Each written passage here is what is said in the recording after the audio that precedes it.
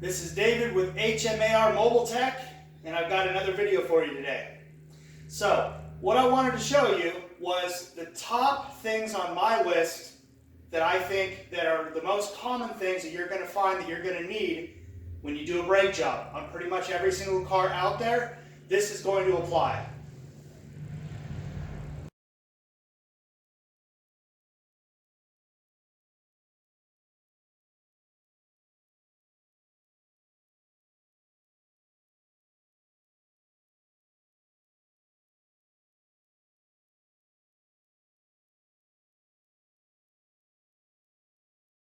This category of what you're going to need for doing a brake job for any vehicle, you have to have something to jack the vehicle up with. So here's a 3-ton floor jack, and then you're going to need something to secure either the front or the back wheels, and you just pick a wheel in the back or the front. If you're doing a front brake job, you're going to block the back wheels and then vice versa. So you'll put one wheel chock in behind one wheel and then the other one in front so that it doesn't move either way. And then you'll need a set of small jack stands here, 3-ton, rated for 3-ton, excuse me.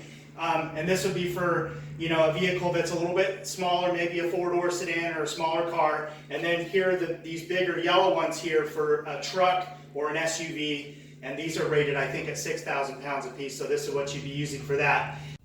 And then you'll also, what I find is really necessary is some sort of a blanket or a towel. This is just a moving blanket that I got from Harbor Freight Tools.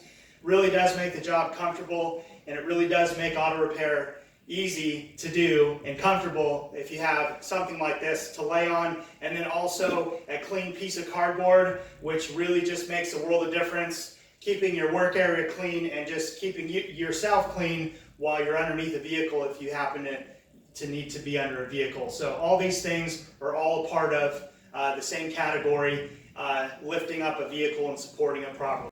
All right, so the second category here is going to be shop towels and PPE. You'll see I've got an assortment of flashlights here. I've got a Porter cable 20-volt handheld flashlight. I got a little blue light there, and I got a slim light, and then I got a pencil light, and then I have my headlamp. Safety is very important, so you want to have hearing protection and eye protection because you only have 2 eyes and 2 ears, and you need them for the rest of your life. All right, so, and then just a pair of leather cotton gloves, and then nitrile coated gloves, and definitely steel-toed boots. Whenever you do this kind of work, you want to have steel-toed boots. The next very important category is the tool category, and I'm going to put some of this stuff down in the description to be a little more thorough. So you'll need to have a set of just metric sockets from 10 all the way up to 19. I'm going to put these in the description, the Allen sizes and the Torx sizes, 3/8 drive. And then a magnetic tray, and then these are actually for, it's got like a plastic poly sleeve around these sockets, which are the most common size. That'll be in the description as well.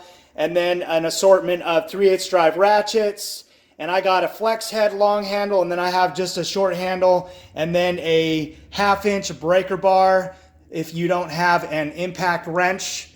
And I love my Ingersoll Rand, my 20-volt, it is awesome. And then pair of pliers, Phillips head flathead screwdriver, basic single piston caliper compressor tool, and then this is for your double piston caliper tool. Without this, it's just going to make it so hard to do the job. So just know what you're working on, and then you'll use the right tools that will be for that particular caliper. And then a 1/2-inch torque wrench and a 3/8 drive torque wrench, and then a small 2-pound sledgehammer and a rubber mallet. I think it's a 1-pound rubber mallet. And then that concludes everything that you're going to need, the most basic things, tools, rather, that you're going to need to do a brake job competently, complete, and professionally, and done right the first time with the right tools, and you won't have any issues. And then the last thing on this list is the category of chemicals, greases, and anything related to what you're going to need to do a brake job properly. And so the first thing here is the brake caliper grease, and then the brake pad disc quiet, brake parts cleaner, engine degreaser if you get a messy job, and then you can clean it up with a little bit of brake parts cleaner. And then also dot 4 or dot 3. Some cars use dot 3, some cars use dot 4. And then I am weird and crazy, and I use a paint marker to mark all of my nuts and bolts so that I can be sure and confident that I did the job. And if there's ever a comeback, I can prove that I tightened up all the nuts and bolts because I painted them. So that's just something that I like to do. If it's something that you'd like to try, go for it. It is an amazing thing that I found, that I discovered doing about 10 years ago, and it just really puts my mind at ease. You guys, thank you for watching. This is HMAR Mobile Tech with another video here for you here in my garage. If you like what I do here in my channel, please subscribe, like, and share the crap out of my videos. You guys are great. Thank you for watching.